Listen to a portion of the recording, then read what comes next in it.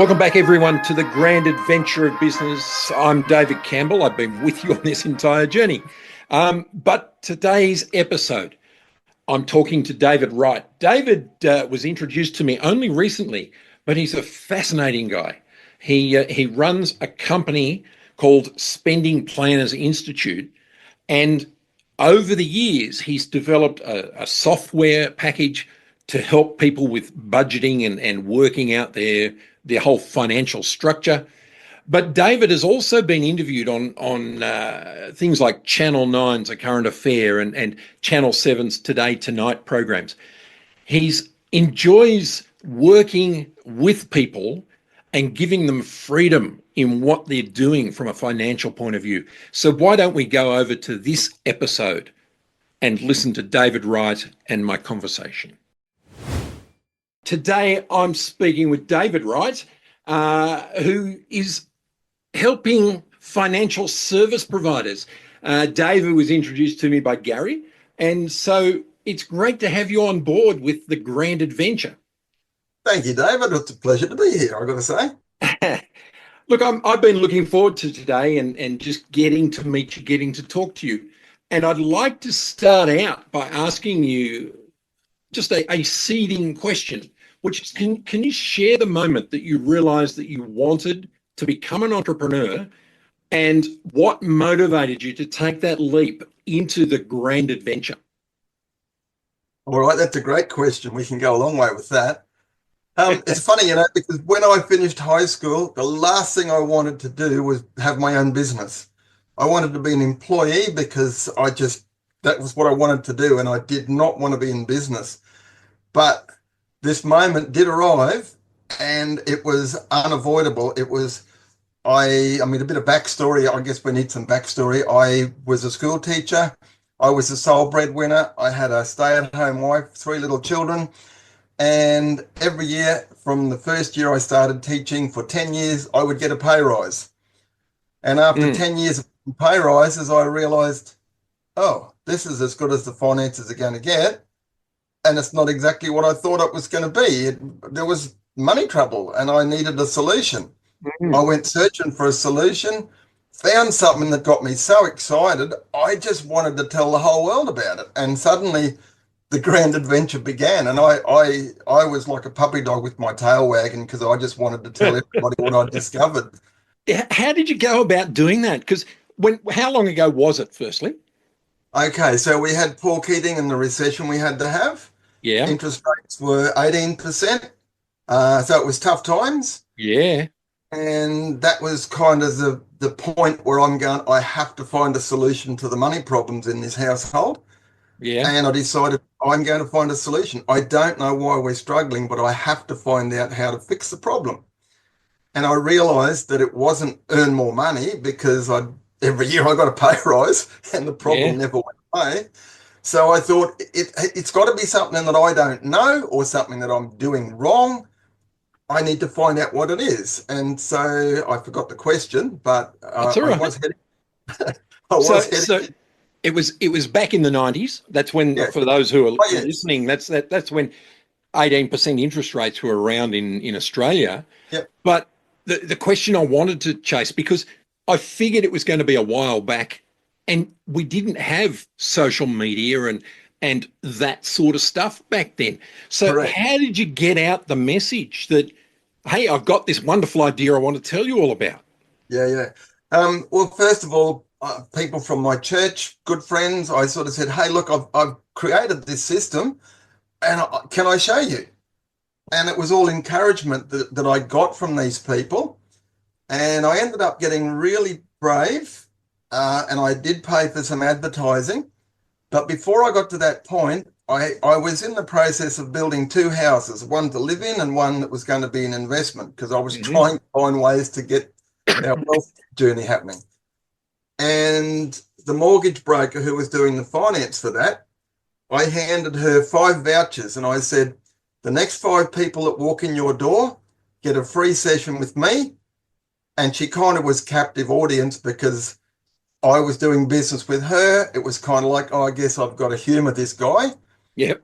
But she gave one of those to her sister who would not listen to her telling her that she needed to change her life or she was going to end up broke. Mm. I went and saw her sister and totally turned her life around. And that was the moment where the big sister went, oh, wow, I'm going to give every one of my clients your business card.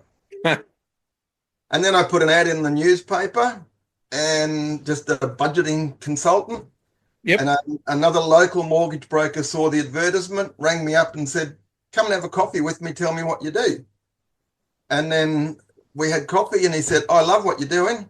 I'm going to recommend all my clients talk to you. So I had 2 mortgage brokers sending me phone numbers and people's contacts. And I would go into people's homes at night, sit across the kitchen table and just say, look, this was the problem I had. This is the solution that I discovered. It worked so well for me. I'm just out there sharing it with people. And over the space of about 2 or 3 years, I probably sat across the kitchen table from maybe 70 or 80 couples. Only 2 said to me, no, we don't need that. Thank you very much. Everybody else was like, oh, that will make so much difference. Wow. So I got excited. That is exciting. And I find it interesting that you were going into their homes, you built your business around the fact that you needed the client and you needed to meet the client at the client's coalface in essence. And I find love that fascinating. Yeah, I love that. In fact, I've missed it. And when I've trained other people to do what I was doing, and I had one of them was kind of like an apprentice, and he got an appointment. I said, I'll come with you. And before we went in, I said to him, now I want you to watch the body language here, because by the time we leave, this couple will be in love again. And he said, what do you mean? I said, you just wait and see. So we went in, we sat down, I did all the talking, he just observed. And I just started going through explaining why people have money problems and what they think the solution is and what the real solution is.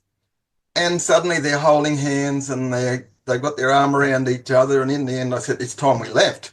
Because they were getting a little bit too cozy. Yeah. Because when debt comes in the door, love goes out the window. Absolutely. And when you give people a common sense solution to their money problem, it's like, the stress goes out and the love comes back in the window. Yeah. So David, as you think about business, and it's not the product you're selling, but as you think about your business, what was the biggest challenge you actually faced? And how did you overcome that? Well, the biggest challenge has always been customers, because I ended up, I had created some Excel spreadsheets. I had them on a laptop computer. I had a portable printer. I would go into people's homes. We'd put numbers and dates and things into the computer, print out all of these pages of this is what you got to do sort of thing. And I loved doing that. There was no problem at all. There was a challenge with the software because it needed to get better. And I realized after a while that I would go into someone's home. In 30 minutes, I told them my story and they were going, yep, this is what I want. Let's do it. And then the next 3 hours was gathering information, putting it into the computer and all agreeing that this is the best way forward. Yep. And I thought to myself, it would be so much easier if I could just go, right, let's put this disk in your computer and I'll teach you how to do it and you can do it for yourself. I had to get someone to actually create that software. Yep.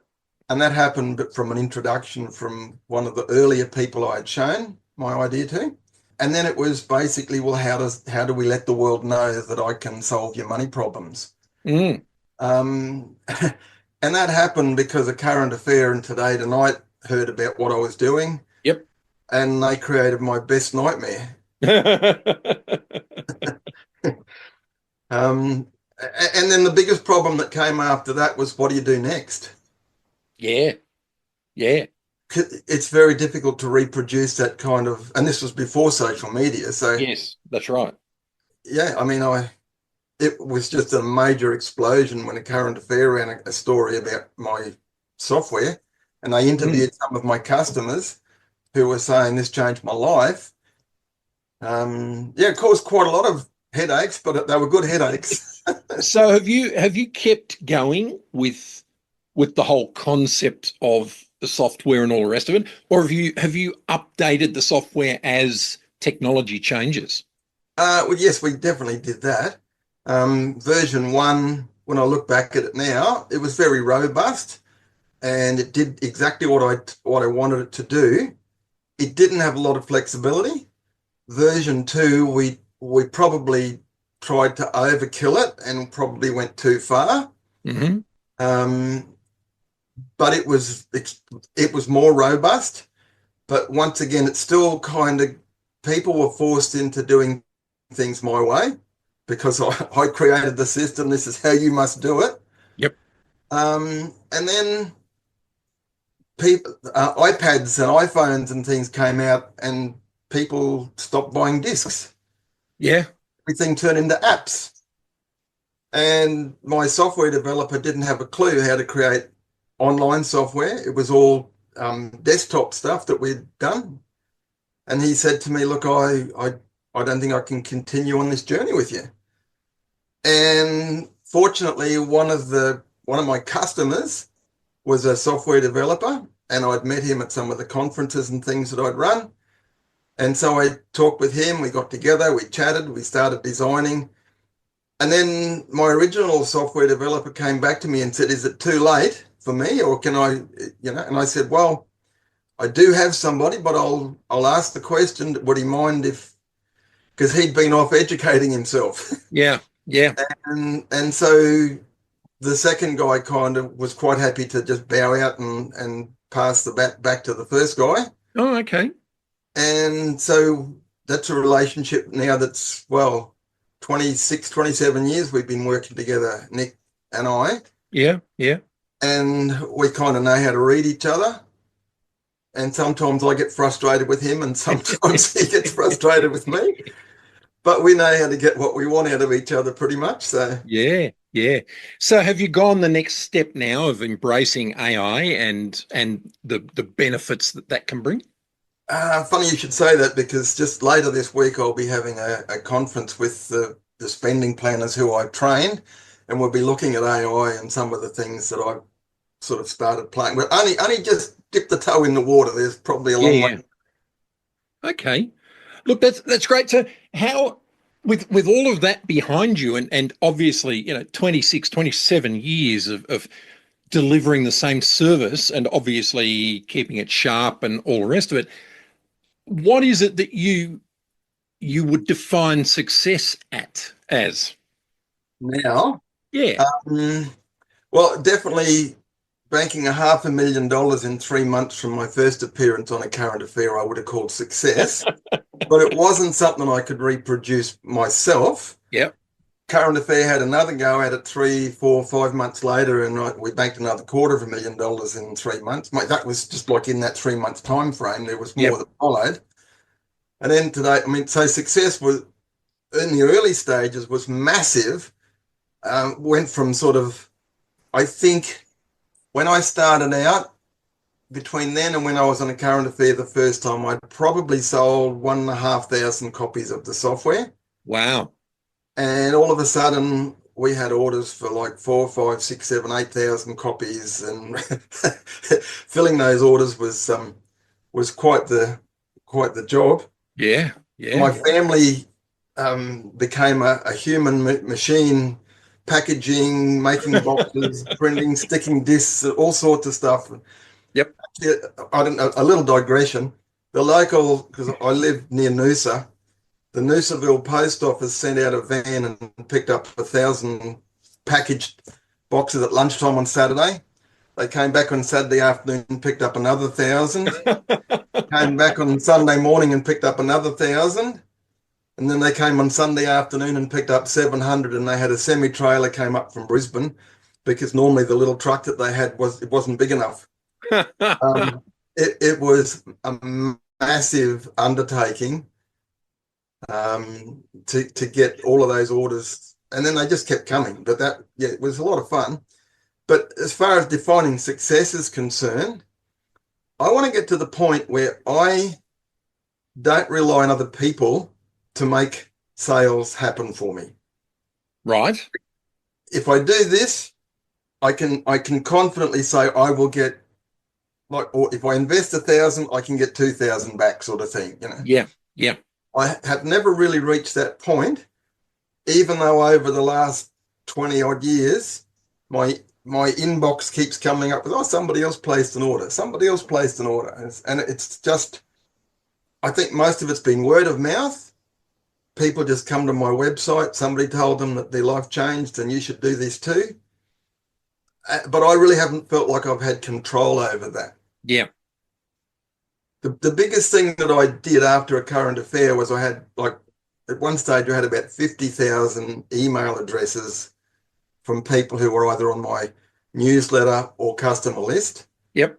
And I'm sitting looking at my computer screen thinking, what will I do next? What should I do? Well, I've got all this information in my head about how to take control of your money. And this guy suggested I should do a newsletter.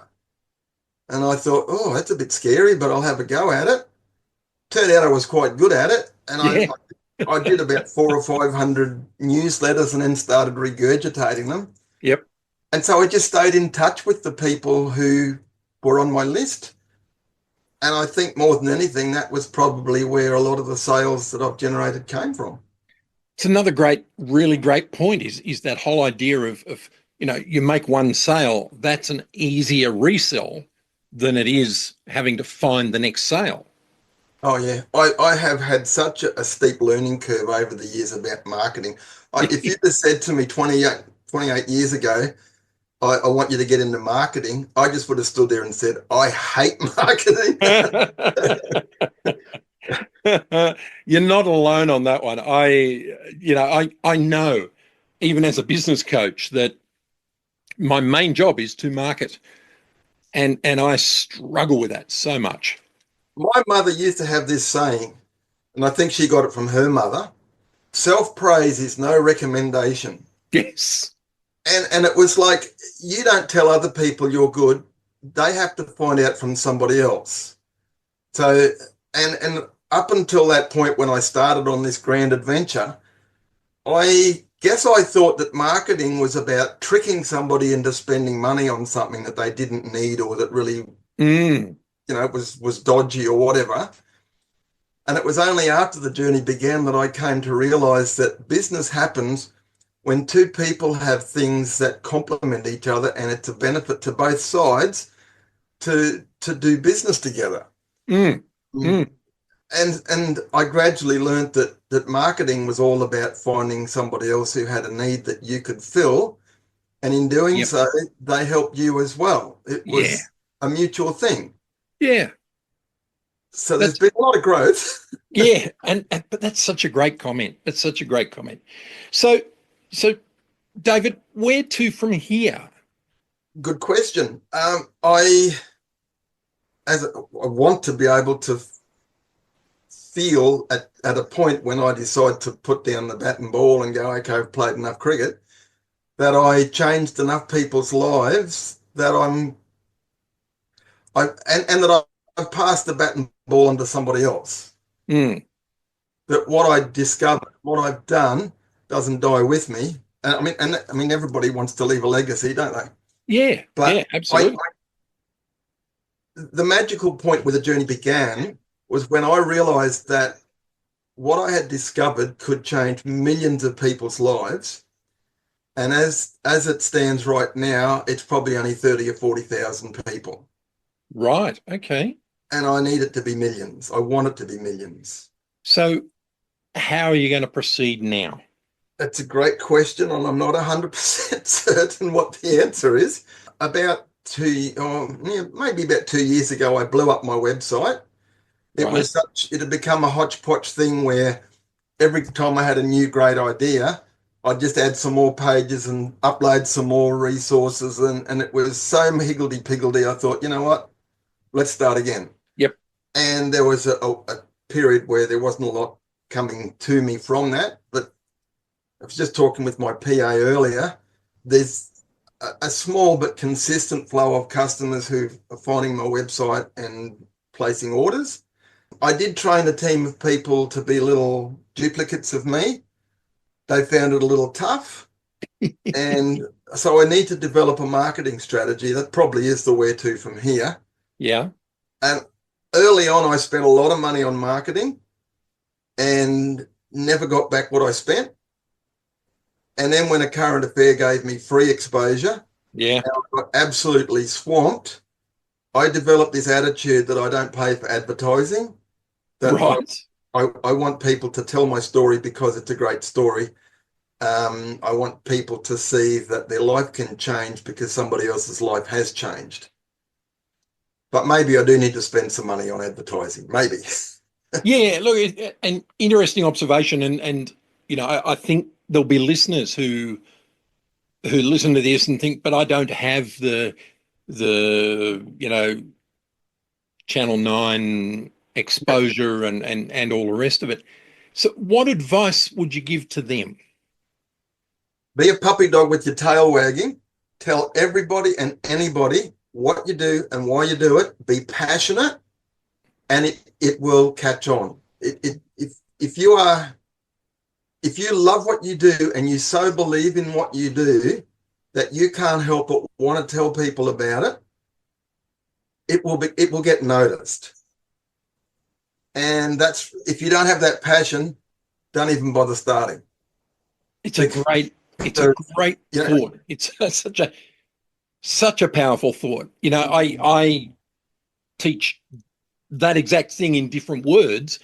The whole idea of having a vision and a goal that you're aiming for and wanting to take as many people on that grand adventure as you possibly can. Yeah. So grand adventures aren't doing it alone. They're doing it with people. Yeah. And certainly I think I was wearing about 13 hats at one stage, trying to do everything myself. Other people have a team. Yeah. And look, early on, you think, well, I can't afford a team. I can't afford to pay someone to do that job, so I have to do it myself. Yep. And there's this struggle where you kind of go, but I need to let go of something. But do you take the risk and spend money you don't have and hope that it comes back to you? There's all of that scary stuff that's all part of that grand adventure. Yeah. And when the money does flow, well, then maybe it's time to go, all right, I'll just reinvest that back in. My first TV exposure was actually a thing called Brisbane Extra, which was like a little miniature of current affairs. It was only in Brisbane and Southeast Queensland. And I got a spot on there, 3 minutes, and I banked $12,000. Mm. And I thought, whoa, that was like, to me, that was such huge success. Mind you, the $500,000 from a current affair was kind of like out of proportion. But I took that $12,000 and immediately went and found somebody whose job was to get me free publicity. Yes. It was an agency in Brisbane. I said, I've already worked out that the difference between paying for advertising and getting free publicity is just exponential. And like a editorial in a newspaper, which cost nothing, it filled some space for the editor of the newspaper, so he was happy. Yep. 50 sales, boom, just like that. Yeah. There's money coming in the door that I didn't have to pay for. And so I did develop this attitude where I'm not going to pay for any advertising. Mm-hmm. And it held me in good stead for a long time.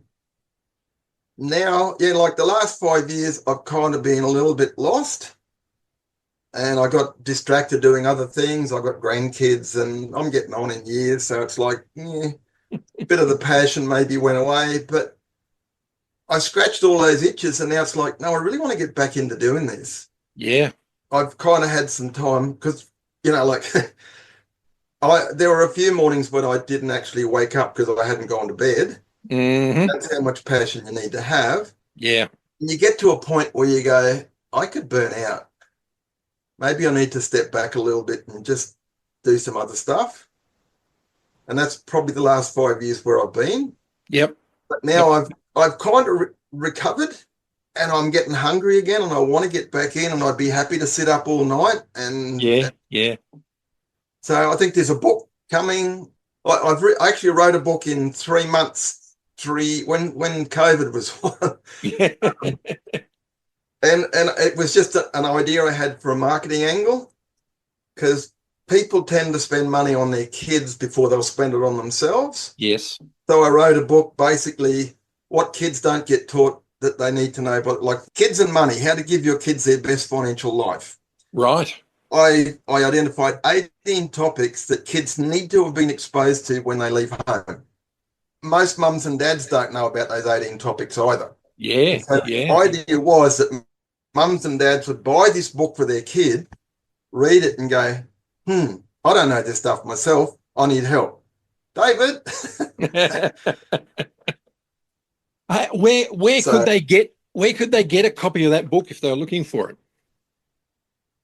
on my website, simplybudgets.com.au, Excellent. spendingcreatorsinstitute.com. It is actually on Amazon, but I don't think it's ever sold a book on Amazon because I really didn't have a clue what I was doing.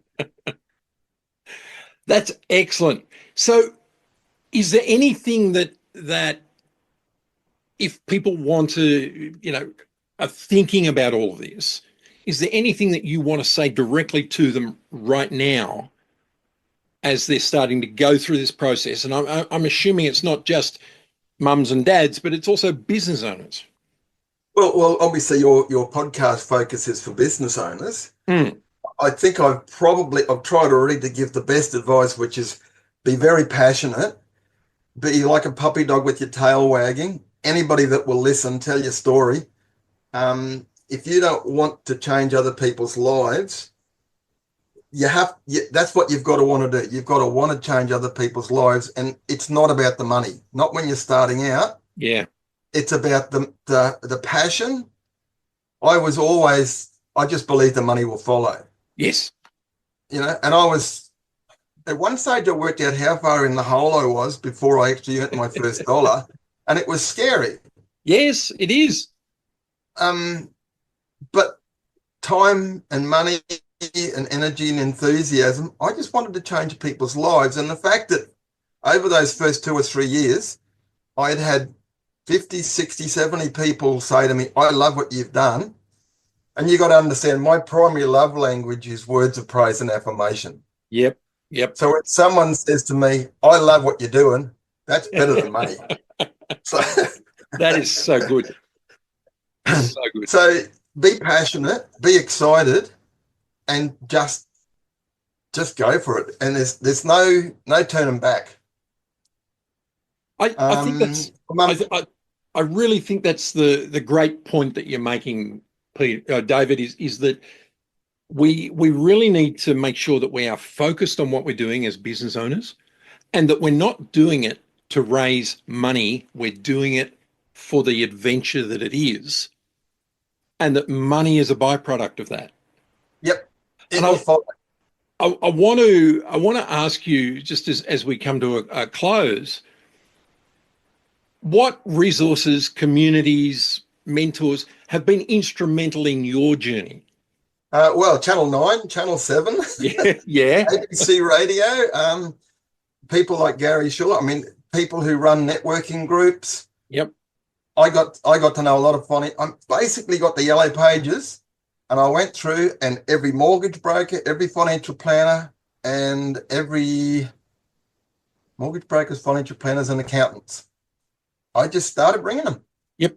And making appointments, and I would sit down and tell them what I do and why I do it and what my story was. And I think this will help your customers. And yeah, networking groups. I know one of my spending planners went to a networking group, handed out a business card to every person, went home and sat down and waited for the phone to ring. And it didn't ring. And I said, no, actually, you have to ring them. You get their business card and you ring them and say, it was great to meet you last night. You sound like you've got a real niche in your mortgage broking or accounting or financial planning business. Can I interview you on my podcast? Can I do a story about you in my newsletter? Yeah. Give you will receive. It's that simple. Yes. Yes. So sowing and reaping. Absolutely. Yep. Absolutely. Sowing and reaping. No, not David, ripping and sowing. it's been Sorry. great having you. It's been great having you on board. I've really enjoyed our conversation.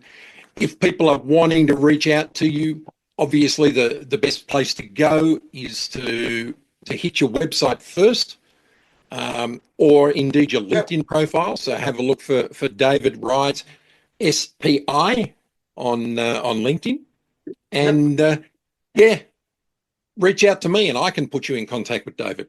But it's been great having you here. I look forward to inviting you on again, and we'll go from there. Thank you, David. I've much appreciated it. It's been a great chat. Excellent.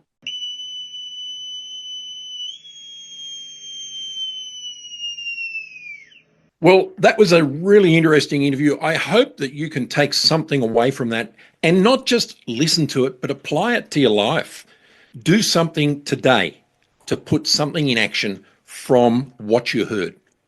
Now we're going over to the Bosun's Call, and I'd like to just welcome Gary Schuler again. Gary's my friend in Victoria. We've known each other for quite a few years now. But Gary, welcome back on board the Grand Adventure. Thank you, David. And I loved what David had to say. I guess more of a question to you, and a thought-provoking thing. Sometimes the word budget can be restrictive because it sort of gets you thinking about what you can't do. What's your opinion and attitude toward that? Well, I don't see that budgets are a restrictive document. And I think the word budget, yes, could be seen that way. But I think the benefit of a budget is it gives you freedom. It actually says, this is what's going on. We have freedom to now make decisions. And so in a business, I strike so many business owners who've gone into business and they haven't thought about a budget. They haven't even given a beer coaster approach to a budget. And I think failing to do that fails to recognize that you have to see what your accurate forecasting looks like, what your sales, your investments, your expenditure, all of those bits and pieces need to go into a budget so you've got a good picture. What does it look like? I know for myself with one of the businesses I run that and it's an annual business as opposed to a weekly business. But I know that after I've done 2 weddings, I have enough money to pay all of the expenses that I need for weddings. And so everything else after that is profit. And I think it's important that you understand that. Understand what your cash flow looks like. Understand that you've got flexibility and control by actually having a budget. Excellent point. So that brings us to the end of this episode. It's been great having you listening along. Please like and subscribe to the podcast. I'd also love to see any comments that you've got. So please feel free to send us some thoughts about episodes that you would like to see, but also about episodes that you've heard. Anyway, David Campbell here, signing off from another journey on the Grand Adventure.